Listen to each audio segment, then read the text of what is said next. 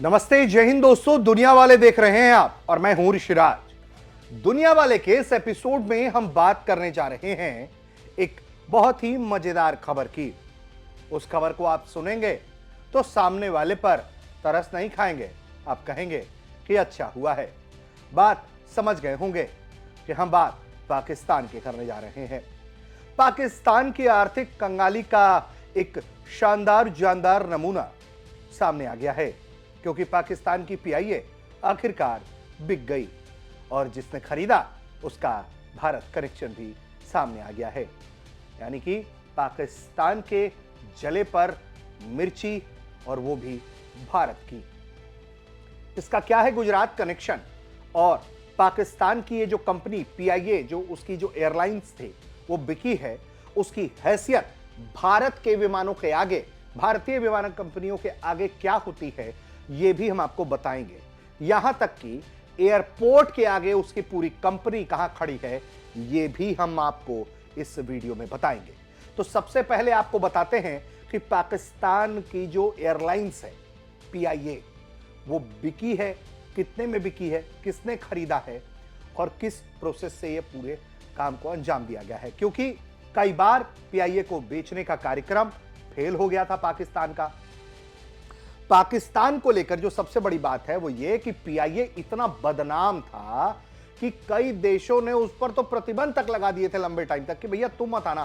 क्योंकि जानते हैं आप क्या होता था कि यहां से पायलट बैठेगा, यहां से एयर होस्टेस बैठेगी, विमान उड़कर जाएगा और पहुंच गया किसी देश में, कनाडा, और वहां सिर्फ यात्री नहीं उतरते थे, पायलट और एयर होस्टेस भी उतरकर गायब हो जाते थे। यानी कि वो अपने मुल्क वापस नहीं जाना चाहते थे, विमान इसी खड़ा रह जाता था। ये स्थिति थी पीआईए की। उस पीआईए को, कंगाल बर्बाद पीआईए को एक व्यक्ति ने खरीदा। कैसे, क्या, सब कुछ बताते। तो पीआईए का निजीकरण हो गया है। इस्लामाबाद में आयोजित एक नीलामी प्रक्रिया में प्रमुख पाकिस्तानी उद्योगपति आरिफ हबीब के नेतृत्व वाले कंसोर्टियम ने सबसे ऊंची बोली लगाकर पीआईए के 75% बहुमत हिस्सेदारी हासिल कर ली है। इस सौदे की कुल कीमत 135 अरब पाकिस्तानी रुपए है, यानी कि 442 मिलियन अमेरिकी डॉलर। यह पाकिस्तान के इतिहास में 2 दशकों में सबसे बड़ी निजीकरण डील मानी जा रही है। नीलामी प्रक्रिया कैसे हुई?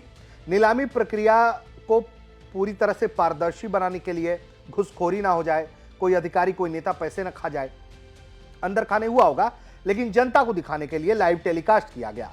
3 प्री क्वालिफाइड बिडर थे: Arif Habib consortium, Lucky Cement group, private airline Airblue. सीलबंद बोलियां खोली गई तो आरिफ हबीब ने 115 अरब रुपए, लकी सीमेंट ने 101.5 से 105.5 अरब रुपए और एयर ब्लू ने 26.5 अरब रुपए की बोली लगाई। एयर ब्लू की बोली सरकार के रेफरेंस प्राइस 100 अरब रुपए से कम होने के कारण बाहर हो गई। इसके बाद आरिफ हबीब और लकी सीमेंट के बीच ओपन बिडिंग वॉर शुरू हो गया। दोनों ने एक दूसरे को टक्कर दी। अंत में आरिफ हबीब ने 135 अरब रुपए की बोली लगाकर जीत हासिल कर ली। लकी सीमेंट की जो आखिरी बोली थी वो 134 अरब रुपए तक थी। लकी सीमेंट के प्रतिनिधि ने हार मानते हुए आरिफ हबीब को बधाई दे दी, जिससे ये हुआ कि आरिफ हबीब का जो कंसोर्टियम था वो जीत गया। सौदे के मुताबिक क्या होगा? शुरुआत में 75% हिस्सेदारी बेची गई है। विजेता को 90 दिनों में बाकी 25% हिस्सेदारी खरीदने का विकल्प है, 15% प्रीमियम पर। बिक्री से मिले पैसों का 92.5% हिस्सा पीआईए में ही पुनर्निवेश किया जाएगा, जबकि केवल 7.5% जो है वो सरकार को जाएगा। नए मालिक को अगले 5 सालों में एयरलाइंस के अतिरिक्त 80 अरब रुपए का निवेश करना होगा, जिसमें नए विमान खरीदना, फ्लीट विस्तार शामिल है। अब पीआईए क्यों इतना बदहाल हो गया, पहले ये बता देते हैं। तो कभी एशिया का ये प्रमुख एयरलाइन कहा जाता था।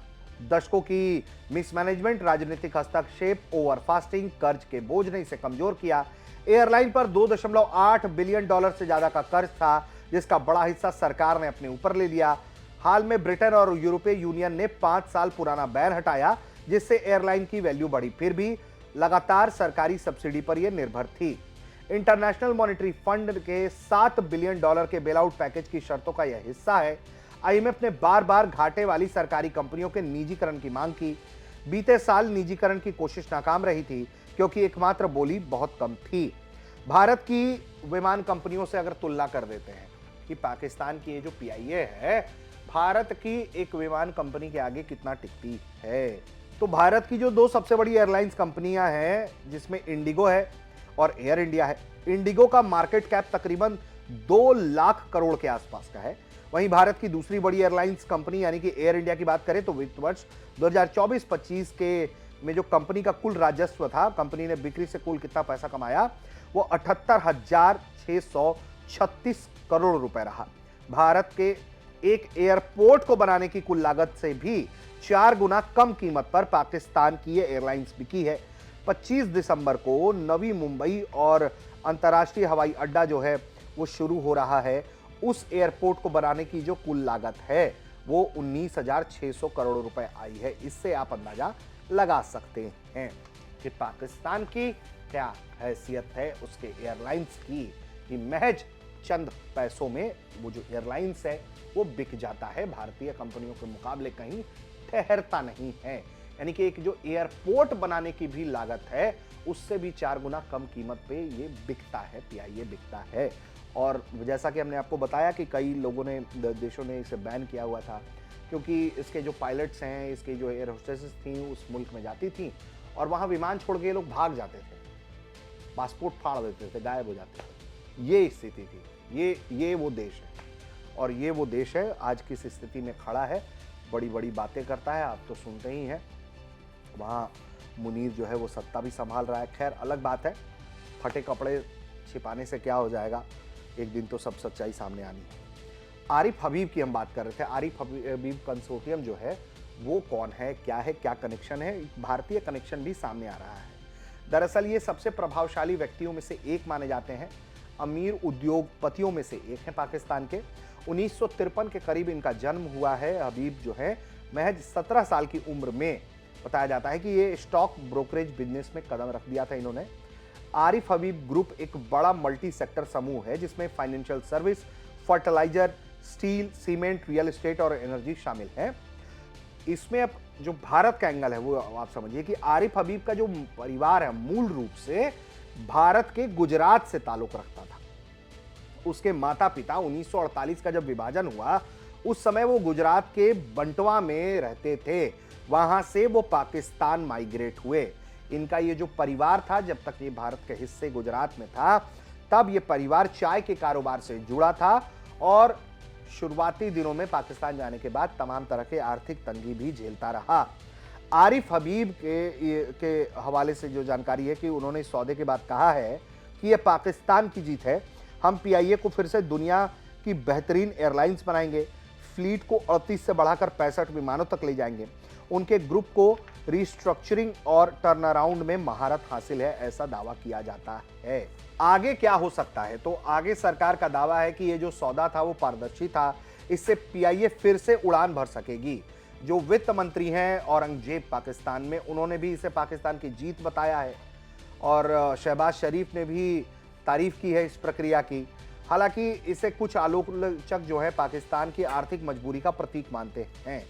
वहीं पीआईए का नाम बदलेगा नहीं, राष्ट्रीय ध्वजवाहक वो बना रहेगा। नए मालिकों की चुनौती होगी कि पुरानी समस्याओं को दूर करना, एयरलाइंस को लाभकारी बनाना। देखिए वो ये सब कर सकते हैं, वो ये सब कर लेंगे। पैसा है, पॉलिसी हो जाएगी, रिस्ट्रक्चरिंग हो जाएगी, विमान खरीद लेंगे।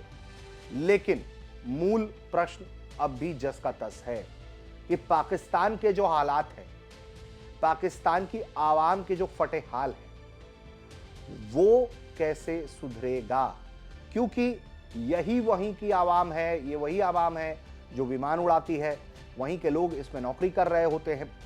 उनको भले ही तनख्वाह दे दीजिए, हालात उन्हें अच्छे नहीं मिलते हैं पाकिस्तान में। अब इससे क्या होता है, तो इससे उनके अंदर घुटन बढ़ती है।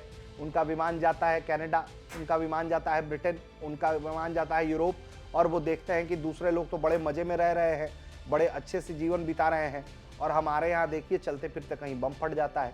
तो ऐसी स्थिति में कौन रहना चाहेगा। और अगर आगे भी यही एक प्रक्रिया रही कि पीआईए का विमान उड़ता है, किसी देश में जाता है और पायलट फरार हो जाए, कभी एयर होस्टेस गायब हो जाए, कभी कोई गायब हो जाए, कभी टेक्निकल स्टाफ प्लेन का गायब हो जाए, तो आप क्या करिएगा, वो देश कार्रवाई करेगा और फिर पीआईए पर जो है उसकी मोर्चेबंदी होगी और ऐसे ही उसके विमानों के उड़ान पर रोक लगता जाएगा और वापस से फिर उसी ढर्रे में आ जाएगा पीआईए, जैसा कि आज के वक्त में क्रैश होकर ये बैठा हुआ है।